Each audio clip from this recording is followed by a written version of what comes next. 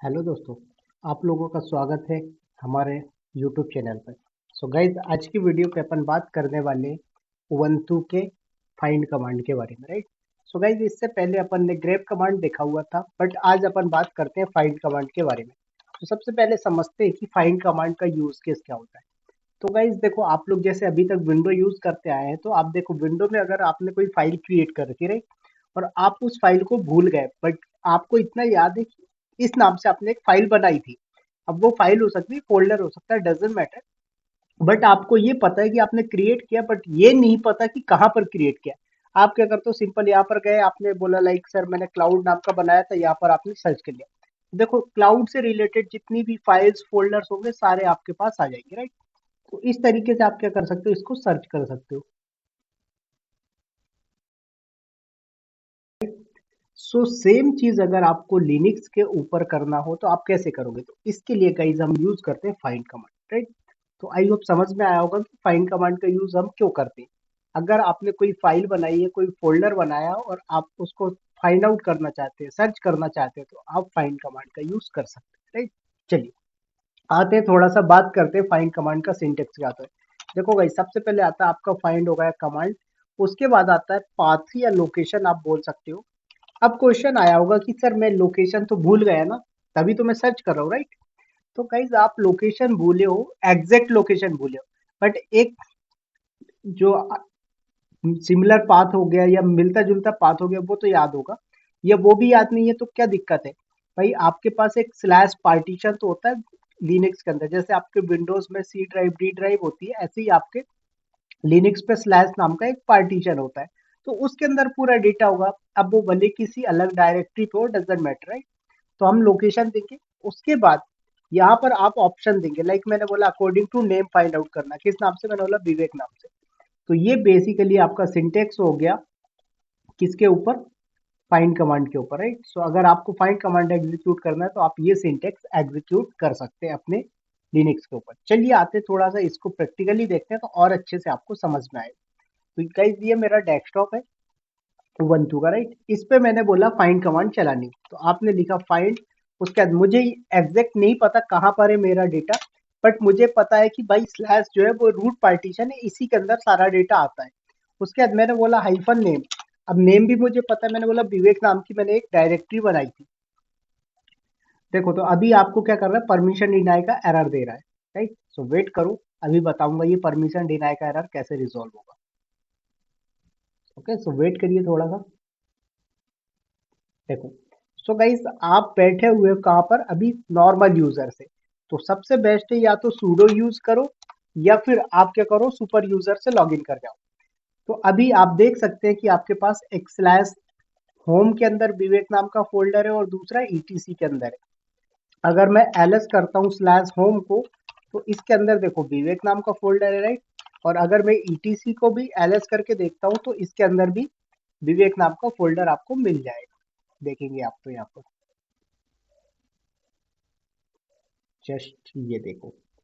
So guys इस तरीके से आप according to name data find out कर सकते हो।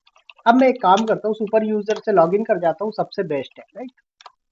तो मैंने सुपर यूजर से लॉगिन कर लिया, अकॉर्डिंग टू नेम आपने फाइंड आउट कर लिया।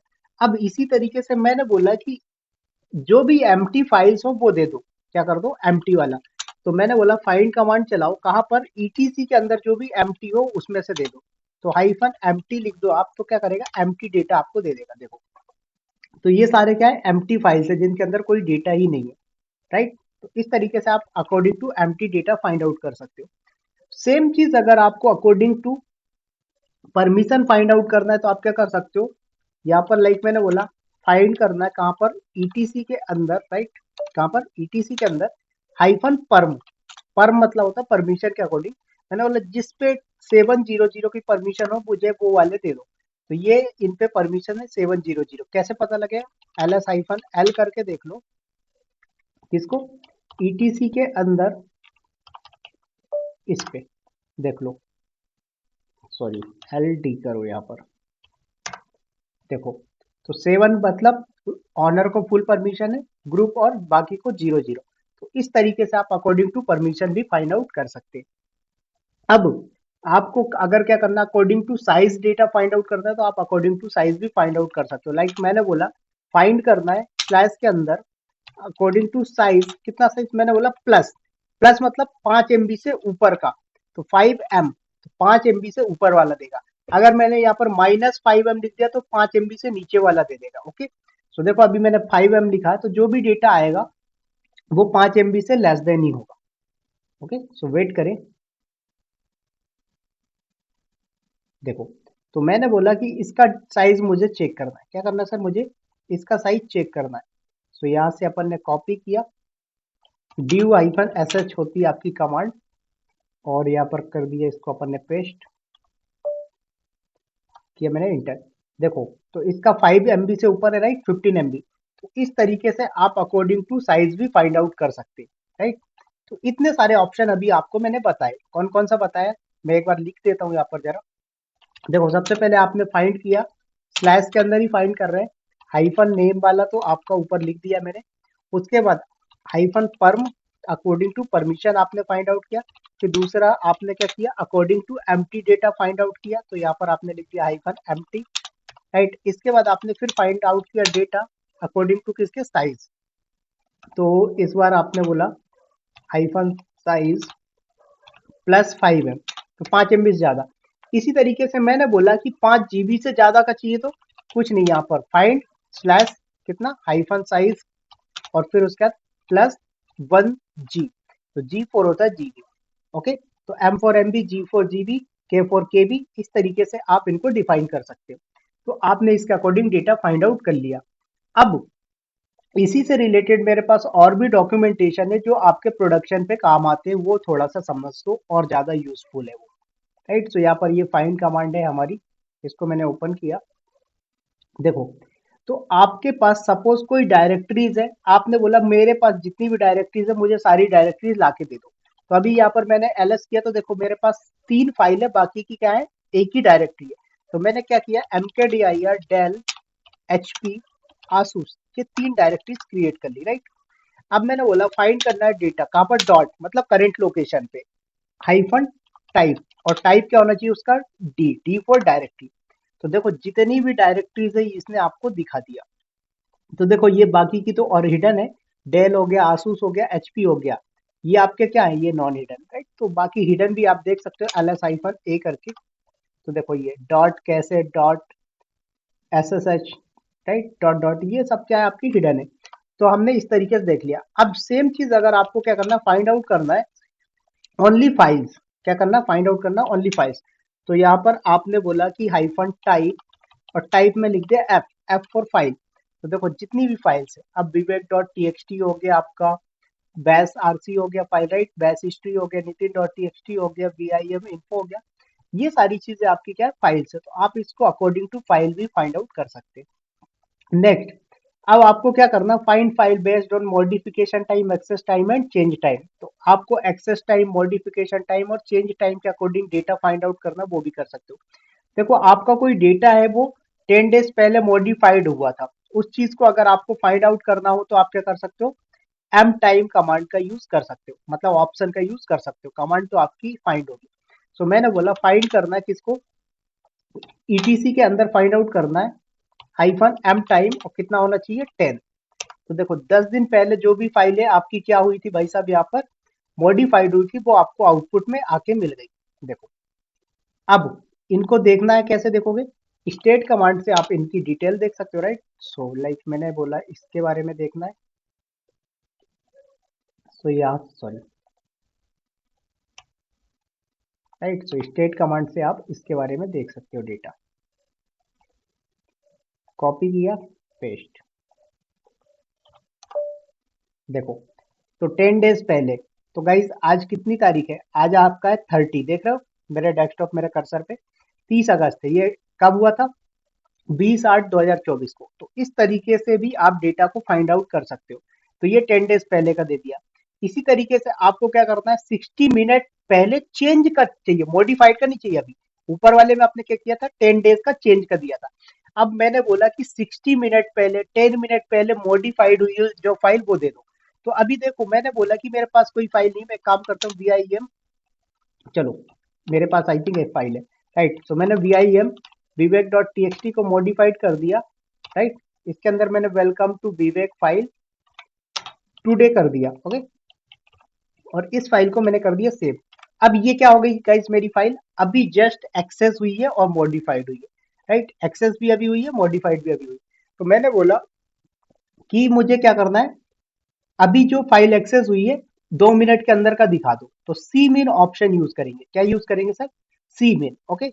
सो आ जाइए यहाँ पर, फाइंड हो गई आपकी कमांड स्लैश, चलो इसको स्लैश नहीं डॉट पे ले लो। उसके बाद आप यहाँ पर ये वाला ऑप्शन यूज करेंगे सी मेन वाला, ओके।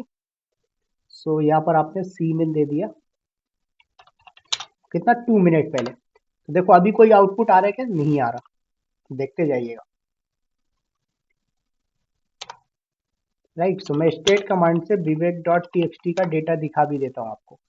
11:57 पे हुआ था, जैसे 11:59 होगा आपको दिखेगा डेटा। देखो आ गया, सॉरी नहीं आया अभी, एक सेकेंड, देखो आ गई विवेक डॉट टी 2 मिनट पहले। अभी आपने 2 मिनट पहले किया था एक्सेस, इसलिए। तो इस तरीके से आप इसको अकॉर्डिंग टू मिनट कर सकते हैं। फिर सेम चीज आपका अगर मॉडिफाइड वाली चाहिए तो हाइफन एम मीन कर दो। उसके बाद एक्सेस वाली चाहिए तो ए मीन कर दो, a for access, m for modified, okay. C for change, min मतलब मिनट, ओके। और इसके बाद यहाँ पर नेक्स्ट आएंगे थोड़ा सा और, तो साइज वाला तो मैंने एग्जांपल आपको करवा ही दिया कि आपको देखो साइज वाले में क्या है, अगर आपको 40 MB का चाहिए तो फिर यहाँ पर आप ये प्लस वाला लिखने की जरूरत नहीं है। अगर 5 MB से ऊपर चाहिए तो +5M, 5 MB से नीचे चाहिए तो -5M, अगर एग्जैक्ट 5 MB वाले चाहिए तो फिर 5M लिखोगे, फिर ना प्लस ना ही माइनस, तो आपको एग्जैक्ट डेटा मिलेगा। समझ में आया? यहाँ पर फिर ऑप्शन है M4 MB, K4 KB, G4 GB और C4 बाइट। तो इस तरीके से आप फाइंड आउट कर सकते हो। फिर उसके बाद यहाँ पर मैंने ऑप्शन में दिया था ये हाइफन फाइल के अकॉर्डिंग फाइंड आउट कर सकते हैं आप, राइट। नेक्स्ट आप क्या कर सकते हो, नेम के अकॉर्डिंग, तो नेम वाला भी मैंने एग्जांपल आपको करवा दिया है, राइट। उसके बाद आईनोड नंबर के अकॉर्डिंग अगर आपको डेटा फाइंड आउट करना है तो आप आईनोड नंबर से फाइंड आउट कर सकते हो। आईनोड नंबर क्या होता है आगे बताऊंगा, बट अभी यहाँ पर देखो LS-I, तो सभी का आईनोड नंबर, राइट। तो मैंने बोला कि इस ना आईनोड नंबर की फाइलें अगर मेरे पास और भी किसी लोकेशन पे है तो मुझे दे देना। तो कुछ नहीं, यहाँ पर फाइंड किया आपने, क्या एग्जांपल दिया मैंने, ये वाला, ओके। तो यहाँ पर मैंने किस पाथ पे बोला, मैंने बोला स्लैश पे दे देते हैं, ठीक है। Hyphen inum, right. So inode number हो गया, क्या हो गया, आई नम। सॉरी ये नेम वाला है, नीचे वाला कहाँ गया, एक सेकेंड एक सेकेंड, चलो ये नहीं गया, ये है आई नम वाला, राइट। सो ये आई नोड नंबर, ये तो आपका क्या था, ये रूट यूजर के अकॉर्डिंग था, रूट यूजर के अकॉर्डिंग अभी बात करेंगे। तो आई नम आपने ऑप्शन दे दिया और आई नोड नंबर डिफाइन करोगे। तो मैंने बोला कौन सा आई नोड नंबर, इस आई नोड नंबर पे जो भी फाइल होगी वो मुझे लाके दे दो। कॉपी की अपन ने, इसको यहाँ पर कर दिया पेस्ट, एंटर। देखो तो अभी क्या बोल रहा है, आपको परमिशन डिनाय बोल रहा है 2 जगह, बट यहाँ पर आपको दे दिया इसने एक जगह पे। तो रूट के अंदर डेल है, देखो। तो अगर आप यहाँ पर PWD करके देखते हैं तो देखिए स्लैश रूट के अंदर ही तो आपका डेल बना हुआ है। तो ये आपको एग्जैक्ट लोकेशन भी बता दिया इसने। तो आप आईनोड नंबर के अकॉर्डिंग भी डेटा फाइंड आउट कर सकते हो। नेक्स्ट इससे थोड़ा सा ऊपर आ जाओ। अब आपने बोला अकॉर्डिंग टू क्या करना, आपको यूजर के अकॉर्डिंग डेटा फाइंड आउट करना है। तो आपने बोला हाइफन यूजर रूट, क्या बोला, हाइफन यूजर रूट के अकॉर्डिंग डेटा फाइंड आउट करना है, तो आप कर सकते हैं। तो क्या बोला मैंने, फाइंड करना है ETC के अंदर हाइफन यूजर, और यूजर हो गया मैंने बोला रूट। देखो रूट यूजर का पूरा डेटा आपको लाके दे देगा, क्या करेगा, रूट यूजर का पूरा डेटा आपको लाके दे देगा। तो वेट करिए, ये जितना भी डेटा आ रहा है ना पूरा रूट यूजर का है भाई साहब। देखो तो ये काफी लॉन्ग डिटेल में डेटा आएगा आपका, तो मैं यहाँ पर रूट यूजर का भी नहीं ले रहा हूँ, ठीक है। आप करके देखना हो तो कर लेना। यूज केस नंबर 6 हो गया। अब उसके ये आपने आईनोड नंबर के अकॉर्डिंग कर लिया, रूट यूजर के अकॉर्डिंग भी कर लिया आपने, नेम के अकॉर्डिंग भी कर लिया है। अब इसमें हाइफन आई है, तो इसमें क्या होता है कि ये केस सेंसिटिव है। तो हाइफन आई नेम कब लगाते हैं, जब आपको केस सेंसिटिव को इग्नोर करना हो। अगर आप हाइफन आई नहीं लगाओगे, ओनली नेम लिखोगे, तो केस सेंसिटिव के अकॉर्डिंग डेटा फाइंड आउट करके लाएगा। तो अगर आप हाइफन आई लगा देते हो तो इग्नोर कर देगा केस सेंसिटिव को, राइट। तो आई होप इतना आपको समझ में आया होगा। देन यहाँ पर आपने आइनोड नंबर देख ही लिया है। उसके बाद यहाँ पर आपने परमिशन वाला देखा है, बट उसमें क्या किया था आपने, पूरी फुल परमिशन दी थी। अब मैंने बोला कि जिस पे यूजर को क्या हो, या फिर ग्रुप को या फिर ऑनर को, तो ये सिंटेक्स फॉलो करना है मुझे, राइट। क्या करना है मुझे, यहाँ पर ये वाला सिंटेक्स फॉलो करना है। तो मैंने बोला डेटा फाइंड आउट करना है कहाँ पर, स्लैश के अंदर हाइफन परम। अब परमिशन क्या होनी चाहिए, मैंने बोला स्लैश यू इक्वल आर। इसका मतलब क्या है कि यूजर को जहां पर ध्यान से देखो, यू इक्वल आर, इसका मतलब क्या है, यूजर को अगर रीड की परमिशन है तो वो वाला डेटा दे दो। देखो,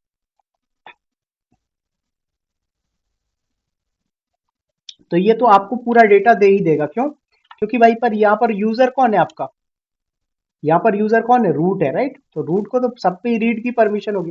मैंने बोला ग्रुप पे दे दो या फिर अदर को कर दो ओ इक्वल। तो देखो अदर पे जिन जिन को होगी उन पे देखा। तो बहुत सारी फाइलें ऐसी भी होती है हमारे पास जिन पे अदर को भी क्या होती है, रीड की और राइट की परमिशन होती है, तो वो आपको पूरा डेटा लाके देगा।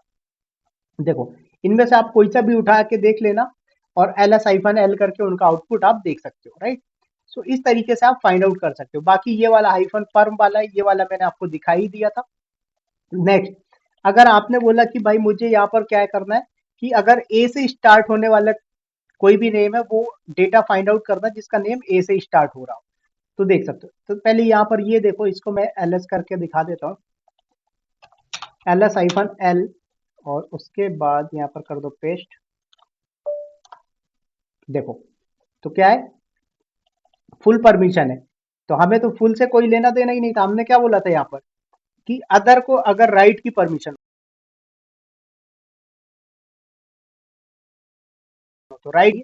अब नेक्स्ट में एग्जांपल कौन सा दे रहा था, ए से स्टार्टिंग वाला, राइट। सो ए की जगह पे आप कुछ भी ले सकते हो। तो लाइक आपने डेटा बोला फाइंड आउट करना है यहाँ पर किसके अकॉर्डिंग, नेम के अकॉर्डिंग, बट स्टार्टिंग किससे होनी चाहिए, ए से। तो हाइफन नेम, और यहाँ पर केस सेंसिटिव इग्नोर करना है, तो मैंने आई नेम दे दिया।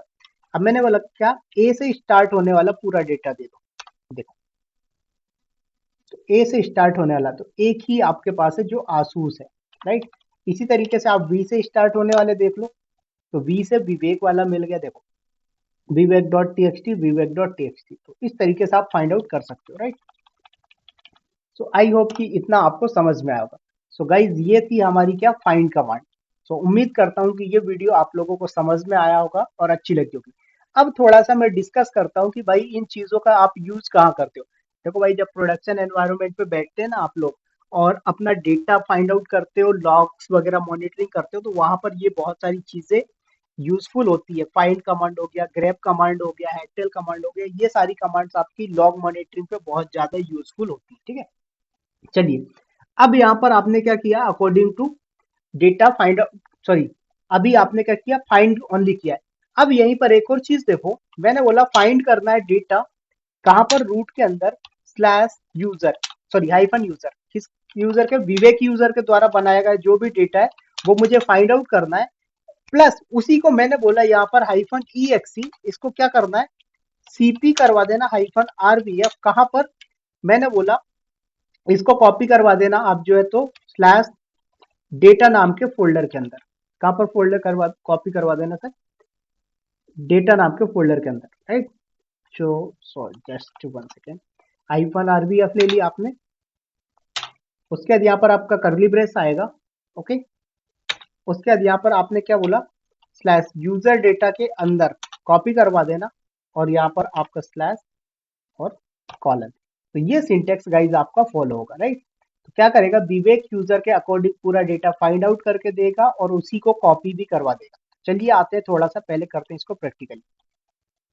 तो मैंने बोला कि यहाँ पर डेटा फाइंड आउट करना है कहाँ पर, स्लैश के अंदर किसके according, hyphen user, according user विवेक।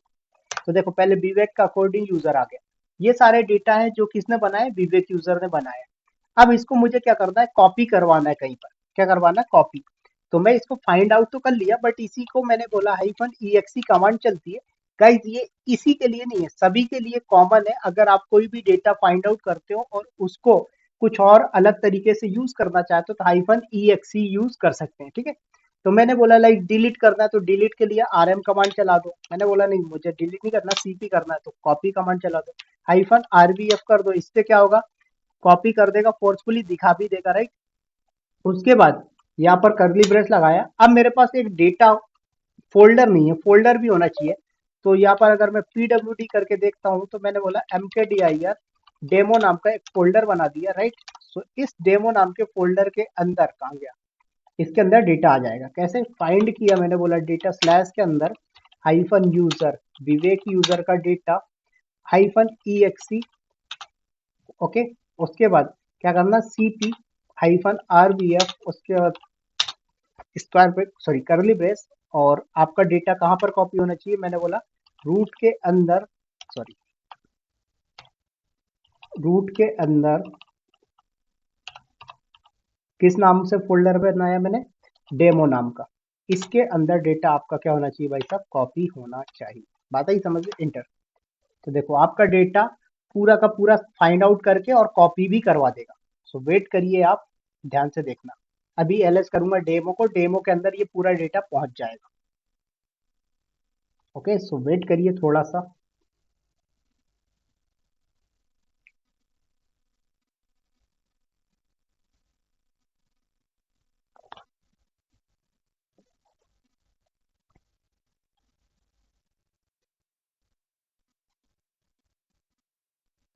ओके, सो वेट करिए, थोड़ा सा वेट करिए बस। या फिर मैं इसको यहाँ पर स्टॉप भी कर सकता हूँ, कोई दिक्कत नहीं। जितना डेटा कॉपी हुआ उतना आपको लिस्टिंग करके दे देगा। सो मैं एक काम करता हूँ, चलो चल रहा है अभी, चलने दो, कोई दिक्कत की बात नहीं है। ऑटोमेटिक स्टॉप हो जाएगा, बहुत अच्छी बात है। फोर्सफुली आपको करने की नीड नहीं पड़ेगी, मतलब टर्मिनेट नहीं करना इसको। देखो तो ये पूरा डेटा कॉपी करके, सॉरी फाइंड आउट करके और कॉपी भी कर रहा है। कहाँ पर भाई साहब, आपके उस लोकेशन पे जहाँ पे आपने पाथ दे रखा है डेमो के अंदर, देखो।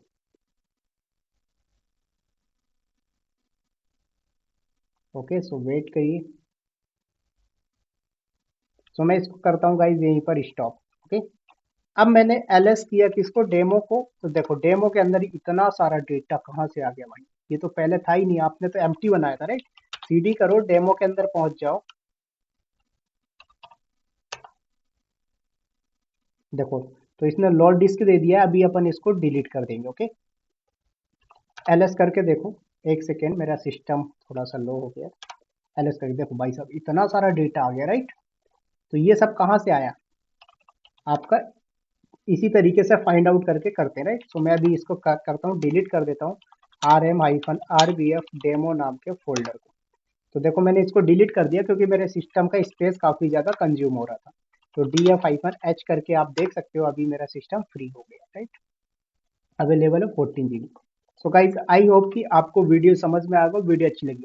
तो गाइज प्लीज वीडियो को लाइक शेयर सब्सक्राइब कर दीजिएगा, इसी तरह के डेली वीडियोस आप लोगों के लिए अपलोड करता रहूंगा। सो रात के 12:30 बजने वाले। So bye bye, good night, thank you to all of you.